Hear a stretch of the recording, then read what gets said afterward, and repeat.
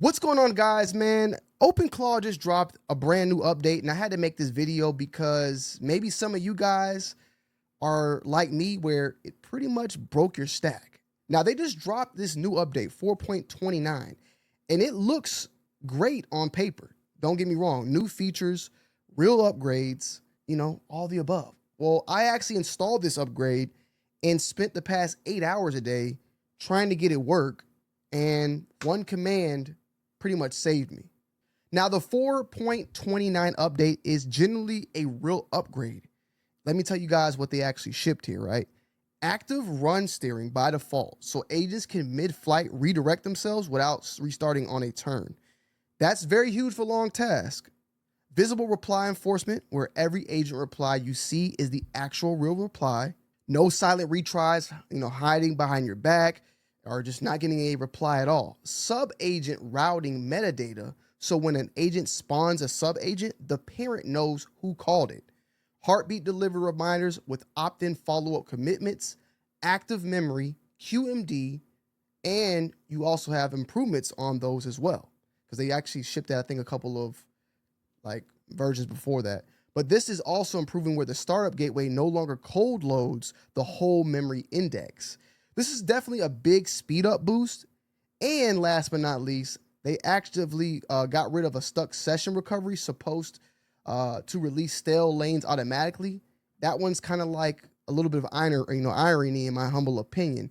The stuck session recovery feature is exactly what was broken in this release for me, and the detection works, but the recovery doesn't.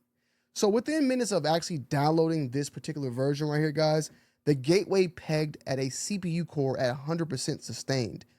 All my Discord bots were silent, heartbeat act timeouts, the Telegram was throwing 409 conflicts, and the Mac Mini was blowing like a leaf blower. It was hot. But I did notice that my Hermes agent and my Claude co-agent had no issue with this at all. I have a big overall agent profile or stack in my Discord, and normally, when I send them a request, I usually get it back very, very fast. This was causing me to get some responses and some just not at all. I spent 6 hours chasing this. I killed stale processes, cleared out 10 gigs of workspace bloat. I switched my embeddings from local to cloud. The quarantine stuck sessions, disabled half of the agents in the Discord to see if it would work, and even did a Mac reboot. 6 hour fixes, and none of them actually fixed anything. The last test that I ran was the gateway.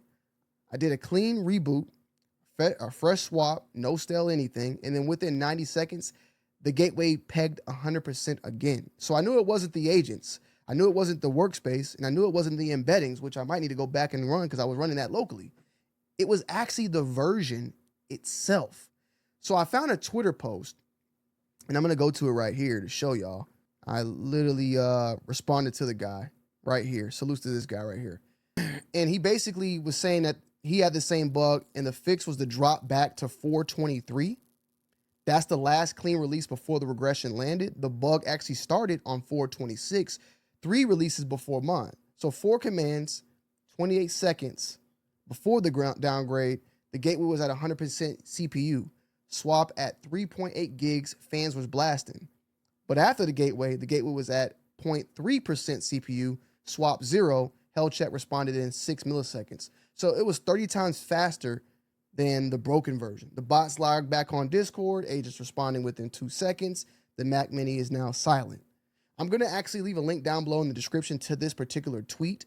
So if you're someone like me that is dealing with this, you can get this fixed. If you're on OpenClaw 26, 27, 28, 29, and your Mac or your Windows is very, very slow, lagging behind, you might want to drop back down to the 423 version and wait for a clean overall release. The 429 features are real and they're cool. They're just stuck behind a regression in the same release. Until OpenClaw ships 30 or they admit to this fix, 23 is the last known good version in my humble opinion, at least if you're having this issue. If you're not having the issue, keep doing what you're doing.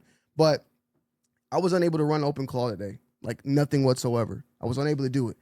And I damn sure was not able to run local. Now I'm running local, everything's running smooth. 2 things I'm changing about how it works. 1, test new versions on a non-production copy before letting them touch your agent stack. That's something I'm learning as well. 5 minutes of pre-flight saves, 6 hours of debugging. And 2, document that overall rollback path. So every tool I depend on, I know I keep a written note, last known good version, extract rollback commands, 2 minutes to write, 6 hours is saved.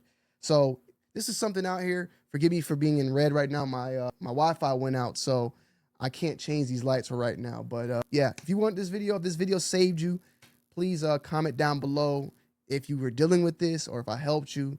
And this is a quick little video I wanted to put out because I just feel like I might save somebody. And then, just trust me. I know I'm not alone, because if you go and type in OpenClaw slow on Twitter, you're going to see a lot of people dealing with the same thing as me.